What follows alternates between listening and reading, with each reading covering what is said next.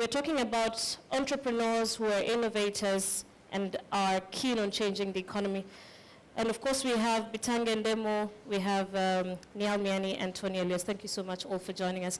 Perhaps just to describe where we are today as a pickup, how would you describe the current relationship between entrepreneurship, innovation, and the economy, given that you have been in government for a long time?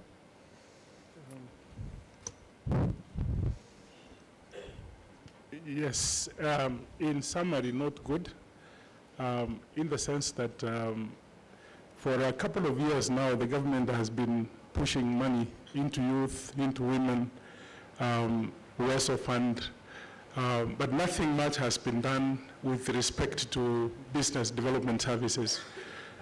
This is because the money is being pushed to people who may not be entrepreneurs. And here we're looking at people who have ideas, but have no funding. So we need to get to a point where we can listen to these voices and begin to provide incubation services, business development services, and help them to grow. This is what most countries are doing, but we have not managed to do it here in Kenya. At some point, we wanted to take up the Samia Park and precisely do that, but most people did not understand the idea, and it was shelved. And I would hope, because we have so many youth now coming up with new ideas, there is sufficient knowledge now that the government can begin to invest in those ideas that can lead to companies that would lead to employment of Kenyans. Now let's just rope you into the conversation. You're an advisor at Chase Bank, and just tell us, what do you think, East African innovators or East Africa as a whole should do in order to ensure that local innovators are commercialized?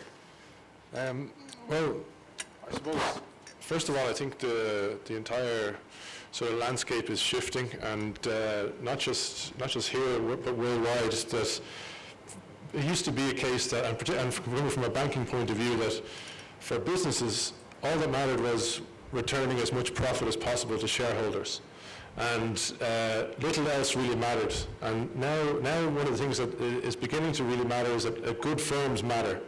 So like even the presentation of the Fireside Challenges here earlier, when guys from Samsung and Motorola and stuff were here, and Safaricom, these good firms matter, and the economic benefits that come out of those firms, such as job creation and just economic growth in general and other societal benefits that come out of that, it's the whole landscape is now shifting to think, okay, so where are the next innovators, and how can we keep that investment in East Africa as opposed to elsewhere? So. Yeah. Tony, the World Bank has been very deliberate in taking on a very strong stance on tech, especially in developing countries, and just the activity that we have seen around that has been quite substantial. Perhaps you can just tell us the projection of the link between innovators, entrepreneurship, and economy from an InfoDev/World Bank point of view.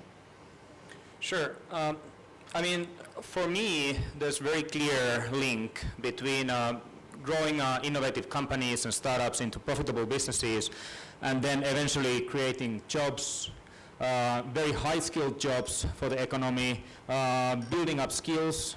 So even if you don't become an entrepreneur, or you're an entrepreneur and maybe you're acquired to a bigger company, that's one very clear indication. Another one looking at is just the number of investments. So it could be direct investments eventually into these companies that investors make.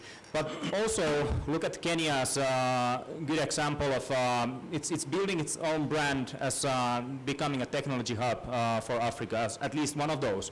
So there's a reason why bigger companies also decide to make their decisions to come and invest into the region and setting up their own operations here.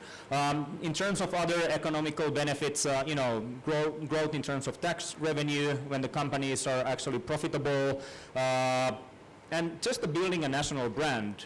I come from Finland, and for many years, Nokia was a big brand for us, and it really helped the economy in the long run. Even now, after Nokia sold its mobile phone businesses to Microsoft.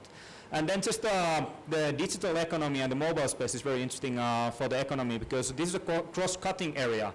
So many other industries will benefit. If those of you who live in Kenya try to think about the time before mobile money, before the M-Pesa. I mean, think how much your life has actually become easier.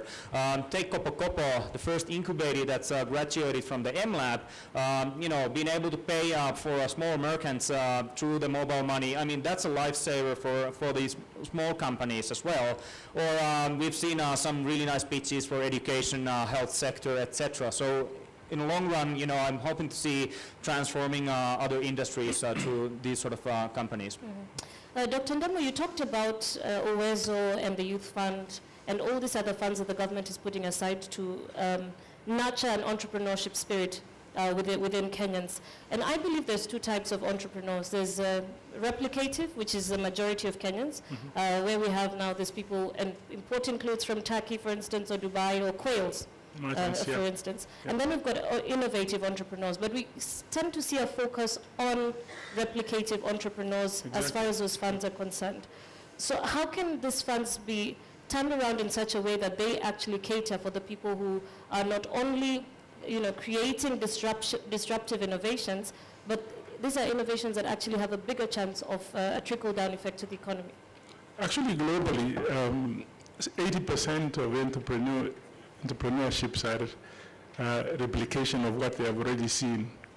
Very few out of research, very few of what you see here today. These are the people we need to support. Think, for example, when Facebook was started, the US government quickly took it from Harvard to Silicon Valley because the ecosystem supported that.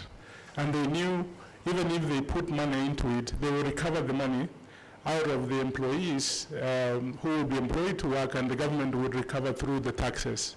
We must begin to think that way, that if we supported these enterprises and they employ 5,000 people, you will be actually getting pay as you earn from those 5,000 people. That's how the government recovers this. Because they have the potential of creating huge employment, that is why we need to begin to support them. But what we support right now, if you see the earlier funds for youth was to clear the roads. After they finished, the grass has grown already. It was a total waste of resources. We needed to support, if we had supported 2 or 3 of these and they have now 10,000 employees, it's a sustainable model. So we must begin to look at where we can be able to create jobs, where we can put our money, because most people who have been coming are foreigners, venture capitalists into this. Our people have not quite understood the whole tech industry. So if there is one that will succeed from here, not many of us would benefit simply because we have given it a wide path. The government has given it a wide path. We need to invest. The resources are there. And these are the resources we're putting out there for other things which are not sustainable. Then the government must begin to think about business development services. South Africa, Ethiopia have done it, where you sit down with these young entrepreneurs and help them, other than finance, begin to help them on how to manage employees, on how to do marketing, on so many things around enterprise that we are completely ignored. This is what we must do in order to support and grow companies locally. Yeah. But who's sitting in that space to change, who's sitting in that space? Who must we lobby, for instance, as an industry? We always say the government, but we can't do it ourselves. There are people with a lot of money who can invest in these small enterprises. Government, for example, because they are putting money out there for youth. We need to advance journalists. We need to advance the cost of employment in this country. Then you begin to ask, how do we create employment? What are we not doing to create employment? Then we can raise the voices to the extent that the government can listen. Government usually listens to the loudest noisemakers. And sometimes it could not be the right investment. This is how we can begin slowly to push and redirect the resources. Even members of parliament who get CDF, they can actually support some enterprises at rural level to help at that level. So we must begin, number one, the business development services, which has been tried in the agricultural sector. We haven't tried it in the other areas. Several opportunities. We have been thinking the problem is finance. Nobody has thought about other services that make the company to grow. This is what we must begin to do. Neil, Chase Bank has been a very active bank within the tech scene, so to speak. And I'm just curious, apart from M-Pesa, which is now, about 10 years ago since it was launched, Kenya's, despite the fact that there are a number of innovations out there by Kenyans that are big and have done quite well locally and internationally, we're just known for M-Pesa. Are there local corporations, apart from the Safaricoms of this world, that are bold enough to create innovations that are world beaters? I think there are, to be honest. I haven't seen a huge amount of them, but I think they're there. As you said, Chase Bank is very much into the tech world. For me, it's an honor to be here at this event. I was actually quite surprised that other banks weren't knocking down your door to be here. Cheap publicity. But because we mentioned the ecosystem. The ecosystem, it's been a little bit removed, and particularly for guys in this room, there's often a perception that the banks aren't lending money, and particularly for a startup company, it's this huge bridge. How do I bridge it now? We're as a bank embracing innovation as much as we possibly can, and it's out there. Like one example, not to pump cheap publicity, but our own Mfukoni app just won an award in East Africa, and I think you guys will have seen it outside. You can even open an account before you leave today with that app outside. So we're embracing innovation inside ourselves, but for people outside who are innovating, and we talked a little bit before this discussion just about how that ecosystem needs to close a bit, that the bank has been removed. I'm not just talking about Chase Bank, but banks in general have been removed a little bit, and there's a fear factor, and I think part of it needs to be the banks partnering, because we're actually, one of the things we're trying to change the way we think, because what happens is 2 years later, 3 years later, all of a sudden you're a multi-million-dollar tech firm, and we've been left behind. So we're trying to change the way we think and how we can sort of foster those relationships from a much earlier point to be able to work with you so that you can become those firms, so that there isn't this thing of, can we become world beaters? Yes, we can. And but sometimes, like they said, how do we get the money to become a world beater? And we need to be as part of that discussion to try and help you get there as well. I'm curious though, banks, it usually said, are more inclined towards supporting say entrepreneurs or business people that have something tangible, a product, a farm, and things in that particular direction. In what way can banks begin to see that innovators, especially in the tech world, actually have the potential of bringing in even a lot more than what a farmer can bring in, for instance? Yeah, definitely. I think the challenge that we have is that we've always been really, really traditional in how we approach risk and how we approach credit worthiness, in terms of you must have something tangible in your hand, you must have something that's we can physically secure in order for us to lend you some of the money that you might need.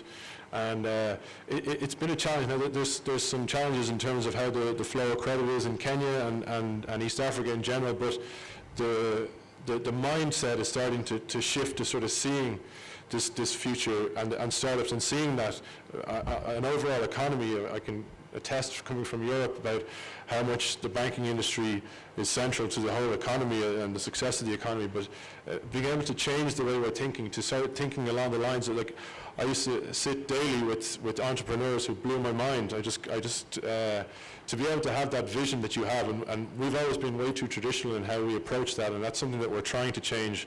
I will definitely say we're not there yet. We're still working on how we can loosen the flow of credit and loosen the sort of criteria for, especially for startup companies who are the future. So we're working on that. Mm-hmm. Perhaps, Tony, you can just tell us, what can be done to foster entrepreneurship? Mm-hmm. Well, I think there are many ways. We've already heard the comment about business development services that could be provided. Earlier on today, I talked about the fact that, for example, InfoDev has now seen that lots of the tech hubs are, at least in this industry, they're being born now on their own. So there's organic growth, and although we were there 4 years ago helping to initiate this movement, it's now time for us to figure out what's the next value proposition. And one of the needs is really to see how we can support the growth-oriented entrepreneurs, those ones who need the true acceleration, who really just need to close the short gap between not being investment ready and being investment ready. So that sort of a phase. But it is also much more cultural issue, and that's across the world. So especially looking at this sector and young people, the culture around the world, I work globally, most of the people who go through the traditional educational system, they've been trained to look for jobs. So, and having 3 kids of my own, although they're still young, I'm really trying to see what can be done to change this mindset. So how can I make sure that my own children are, curious, critical thinkers, problem solvers, and just being able to proactively take action. There are other ways, like in this sector in particular, you see some countries, they've already introduced coding into school curriculum, which is a bold move. I know Estonia, Finland is looking into it, some of the other countries. And then how do you also inspire young people? And if I think about East Africa, there's lots of famous, track and field, long distance runners, for example. How can we make those inspirational stories out of the tech entrepreneurs? So in Finland, my home country, we've got the Rovio, we've got a couple of other really famous people now who are going into events like this. We're going into some schools and other big events and just making this sector inspirational. And I think that's a big culture shift that needs to happen as well. Mm-hmm. Absolutely. Of course, I remember that when we were growing up, people who were entrepreneurs are people who were, perceived as people who failed in their high school education and they couldn't go forward to university. And of course, that leads us to the question of capacity building, something you had mentioned earlier. There's funds coming out to young people who probably do not even want to be entrepreneurs, and it's the only option perhaps that they have. So are we nurturing young entrepreneurs? Let me step back and say something, because you said a very good point. Most universities in the West teach creative thinking. Our universities do not have anything near creative thinking. We don't even talk about it. Number 2, sometimes we talk around tech and people don't understand. But what the tech industry is trying to do is to remove the inefficiencies we have. We have completely inefficient economies in Africa. Look at M-Pesa, for example. It used to take 4 days to send money through the fastest means, postal services. Today, it's gone down to a minute. People would be discharged from office and they would wait for money for the 4 days, incur more costs out of that. You have seen iCow has been able to improve milk productivity in this country. It was very difficult to tell people that you have a cow that gives you 1 liter. You can have a cow which can give you more liters. You're beginning to see a lot more productivity. On the health sector, we could save up to 40% of the healthcare costs if we applied most of these applications. And that brings me to your question on capacity building. And we have said several times, you can't throw money at people, and especially when they know it's not a bank, they will not pay you. They will not pay back the money. So we need to create sustainable models where the resource is used and brought back and another person is given that resource. We must begin from building capacity around debt, you know. In the banks, people, if you tell people Chase Bank is going to give you $1 million, almost 50% Kenyans will say no, I don't want the money because of the risk averseness. So we need to build capacity. Even the money that government is giving, that this is money that you must bring back so that others like you can get this money. And then how do you use this money? This is where we talk about business development services. And you can actually identify people who can be entrepreneurs, who have the potential to be entrepreneurs.